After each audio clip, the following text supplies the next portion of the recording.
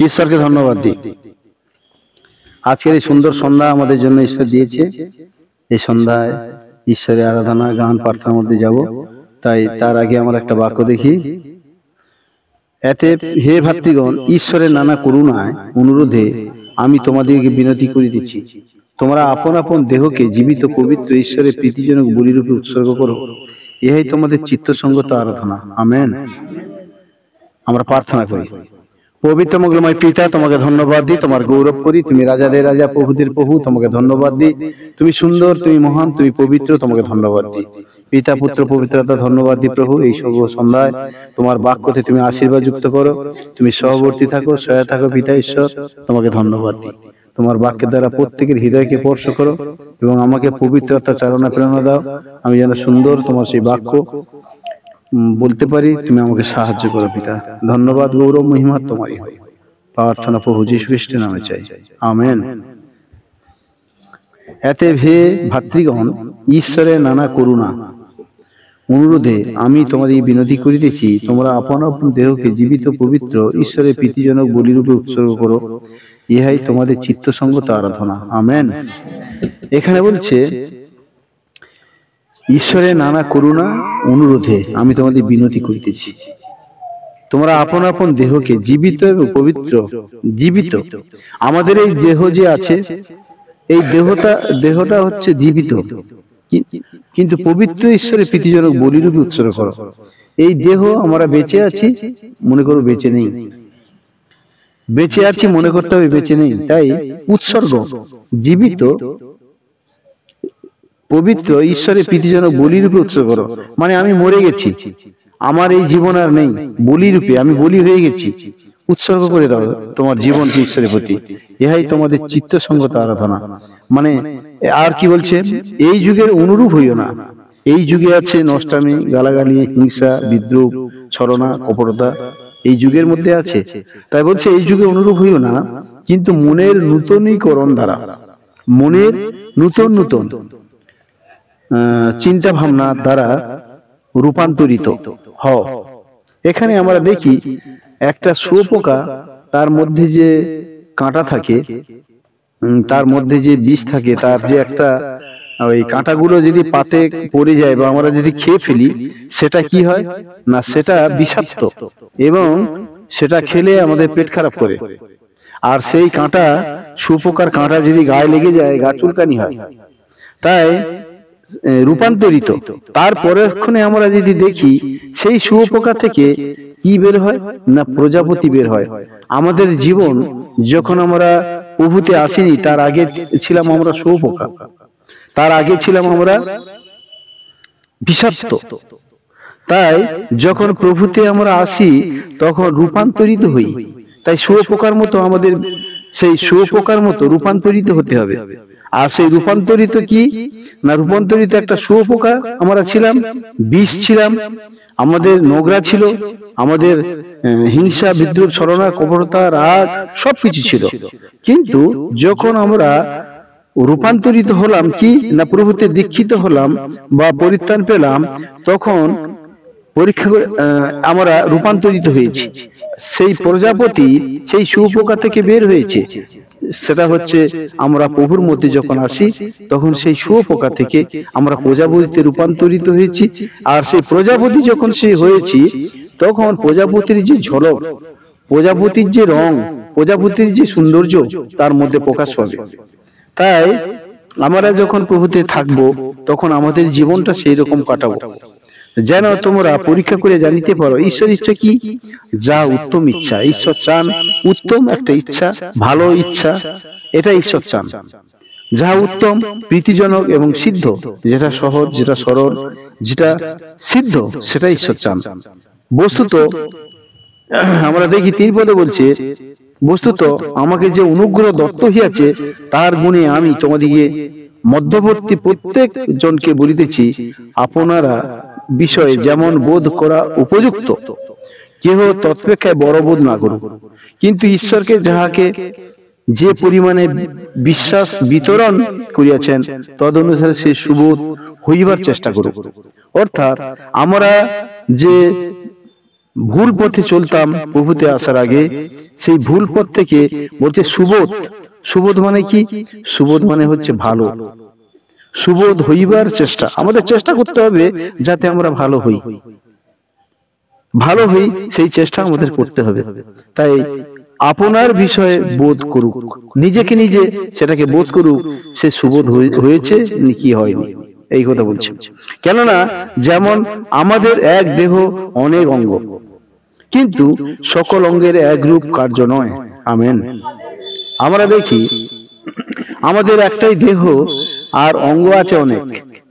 হাতের কাজ আছে, পায়ের কাজ আছে, মুখের কাজ আছে, চিন্তার কাজ আছে, সমস্ত এই দেহের মধ্যে যে আমাদের অঙ্গ প্রত্যঙ্গ গুলো, তার কাজগুলো কিন্তু আলাদা। তাই জিহার কাজ আছে, এই কাজগুলোর মধ্য থেকেও প্রকাশ হইয়া পড়ে।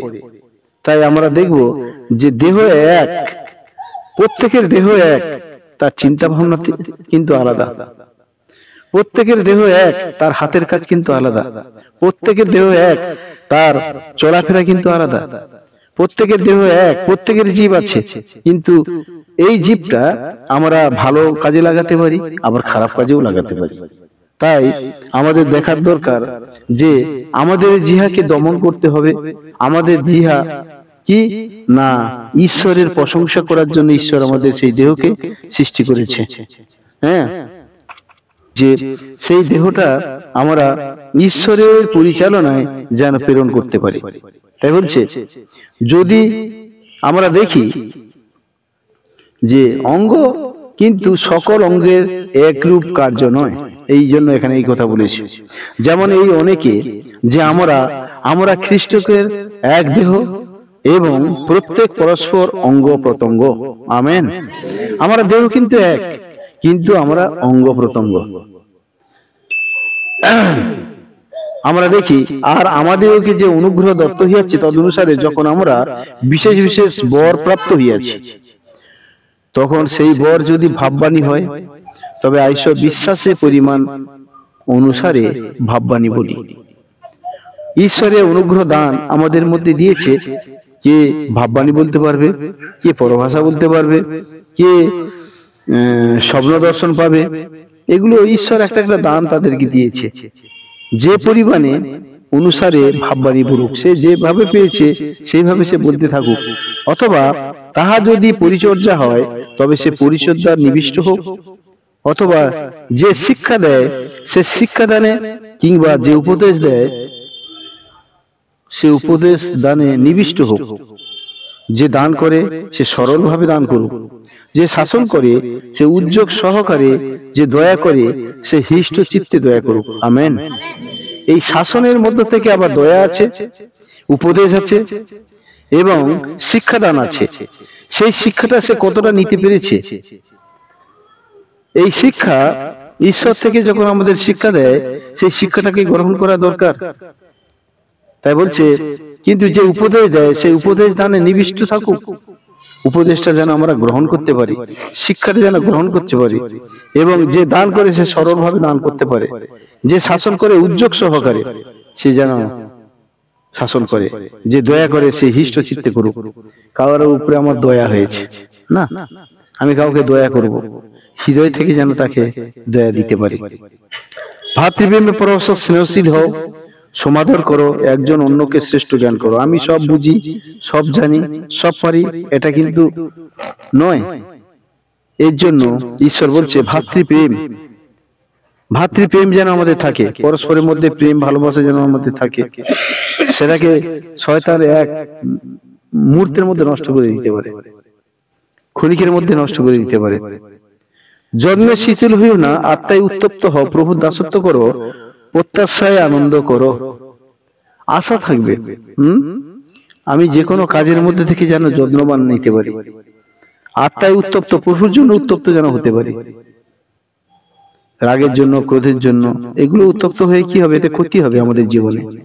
প্রভুর দাসত্ব যেন আমরা হতে পারি, প্রভুর ভয় যেন আমরা করতে পারি, আমাদের জীবনে প্রভুর ভয় যেন থাকে। আর প্রত্যাশায় আনন্দ করতে হবে। ঈশ্বর যেটা দিয়েছে সেটাই সন্তুষ্ট থাকতে হবে। ক্লেশ যখন আসবে আমাদের জীবনে, ঈশ্বর বলছে ধৈর্য ধরো। ধৈর্য 12 পদে বলছে ক্লেশে ধৈর্যশীল হতে হয়। প্রার্থনা করো, ঈশ্বর প্রার্থনা ফল দেবে।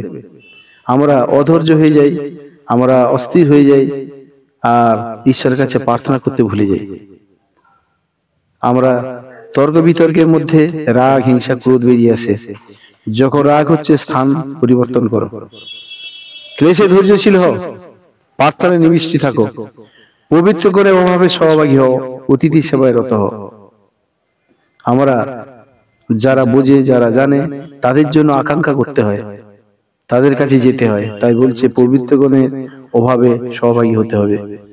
যারা ভালো উপদেশ দেবে তাদের কাছে অনুতাপ করতে হবে, তাদের কাছে যেতে হবে, সদ উপদেশ নিতে হবে।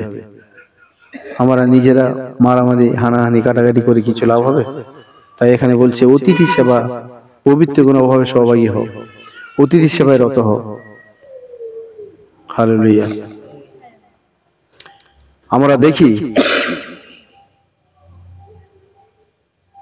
তোমরা পরস্পরের প্রতি এক মনা হও, উচ্চ উচ্চ বিষয় ভাবিও না, কিন্তু অবনতি বিষয় ভাবো, সকলের সহিত আকর্ষিত হও, আপনার জ্ঞানে বুদ্ধিমান হইও না, মন্দের পরিশোধে মন্দ করিও না, সকল মনুষ্যের দৃষ্টি যা উত্তম তা ভাবিয়া চিন্তা করো।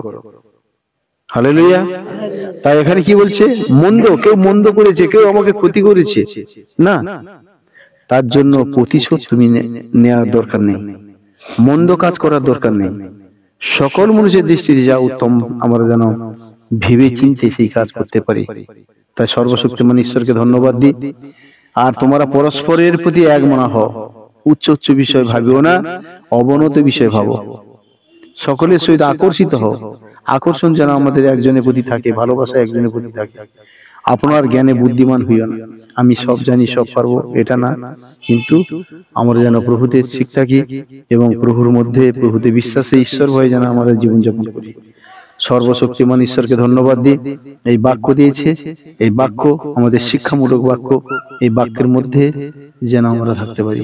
জয় যিশু, জয় যিশু।